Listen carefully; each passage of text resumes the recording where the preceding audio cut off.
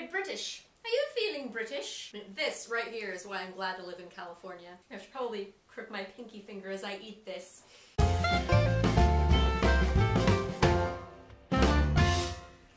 Scones. I used to make these every Saturday morning for breakfast. And it is also the base of the strawberry shortcake that my mom would make for me every year on my birthday, so this is a really special recipe. Scones are basically really, really rich biscuits. So if you saw my award-winning episode about biscuits, it's basically the same thing with some slight alterations, as you'll see. Pour a cup of flour into a bowl. Add sugar. Add baking powder. Take your mighty fork and give it a good stir. Make sure it's all nicely incorporated. Then get some butter. Using one hand because your other one is holding a camera, put a few chunks of butter into those scone flour mixture. Use your mighty fork to mash it up into little tiny pieces. After a while, it will kind of look like this. Take an egg, crack it, mess up at cracking it. Drop your camera and use both hands to crack the egg instead, because that works much better. See? Add about 1/4 cup of cream to that egg.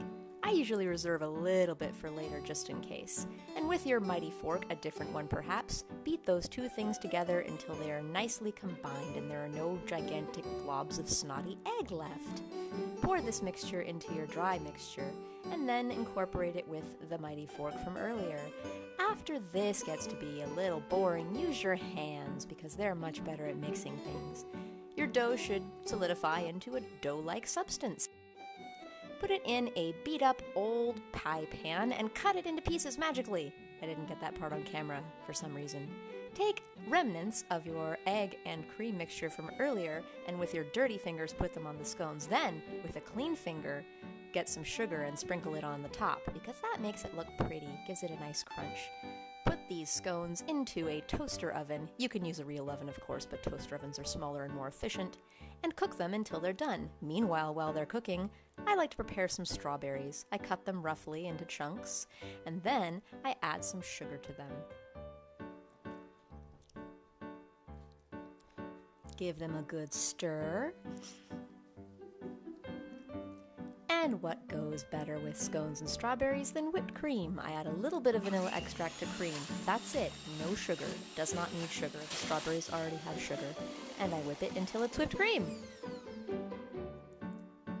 Remove your scones from the oven, which have magically fused together during the cooking process. And tear off a scone. Look at how steamy and lovely and luscious that is. Take a knife and roughly kind of make it in half. This is a rustic dish, it's not fine dining. And then scoop your strawberry sugar mixture from earlier over there. Just drown it and then, yeah, put some whipped cream on that and totally don't miss when you put the whipped cream on. And behold, there's strawberry scone-y goodness. As you can see, it's not very pretty. I like to just slop everything on the plate, but it tastes delicious. The scone is still warm. That's how I really like it, because you get warm scone, cool strawberry, and a little whipped cream